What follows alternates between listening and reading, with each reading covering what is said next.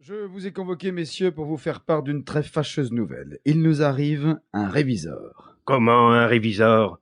Un inspecteur général? Oui, un réviseur de Pétersbourg, incognito. Et de plus, avec des instructions secrètes. En voilà une histoire. Oh, c'était trop beau.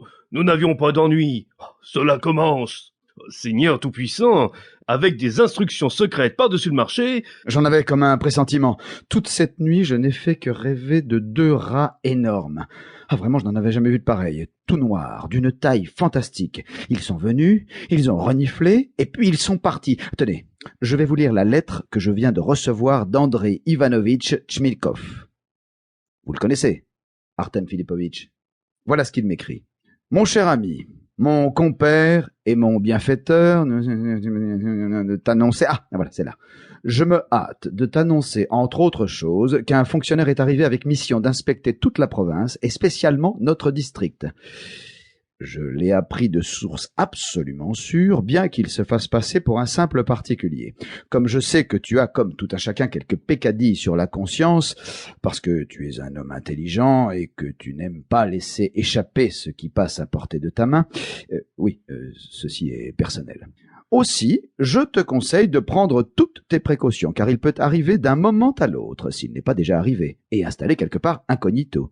Hier, dans la journée, oui, tout ce qui suit est une affaire de famille. Ma sœur, Anna Kirilovna, est arrivée chez nous avec son mari. Ivan Kirilovitch a beaucoup grossi et joue toujours du violon, etc. Eh bien maintenant, messieurs, vous voilà au courant de l'affaire. Oui, c'est une étrange affaire, tout à fait étrange.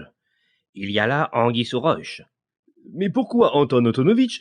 Qu'est-ce que cela veut dire? Pourquoi chez nous un réviseur? Pourquoi? Que voulez-vous, telle est sans doute la destinée. Jusqu'ici, Dieu merci, on mettait le nez dans d'autres villes. À présent, notre tour est venu. Je pense, Anton Antonovitch, qu'il y a là-dessous quelques motifs subtils et essentiellement politiques. Savez-vous ce que cela signifie? Cela signifie que la Russie, oui, veut faire la guerre. Et le ministère, voyez-vous, a justement envoyé un fonctionnaire pour déceler s'il n'y aurait pas quelque part de la trahison. Eh bien, comme vous y allez, vous, un homme intelligent, de la trahison chez nous, dans ce trou perdu? Bon, encore, si nous étions près de la frontière. Mais d'ici, on pourrait galoper pendant 3 ans. On n'arriverait pas à l'étranger. Et moi, je vous dis que vous n'y... Ah non, vous ne... Le gouvernement a son plan. On a beau être loin, il sait ce qu'il fait. Il est finaud. Il ne dit rien, mais il a l'œil. Œil ou pas œil, moi, messieurs, je vous ai prévenu. Vous voilà avertis. En ce qui me concerne, j'ai déjà pris quelques précautions. Je vous conseille d'en faire autant. Vous, surtout, Artem Filipovitch, notre fonctionnaire voudra sans doute tout visiter vos établissements de bienfaisance. Aussi, veillez à ce que tout soit dans l'ordre, que les bonnets de nuit soient propres et que vos malades, dans la journée, n'errent pas comme des chiffonniers en tenue débraillée. Tout cela n'est pas bien grave.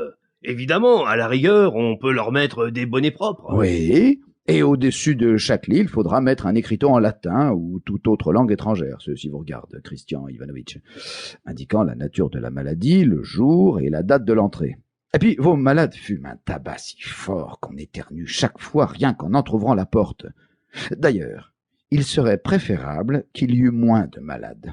Autrement, on ira tout de suite accuser le manque de soins ou l'incapacité du médecin. Oh, pour ce qui est du traitement, Christian Ivanovitch et moi, nous avons déjà pris nos mesures. Plus on se rapproche de la nature, mieux cela vaut. Nous n'employons pas de médicaments coûteux. L'homme n'est pas bien compliqué. S'il doit mourir, il mourra de toute façon. S'il doit guérir, il guérira de même. D'ailleurs, Christian Ivanovitch aurait de la peine à s'expliquer avec eux. Il ne baragouine que l'allemand.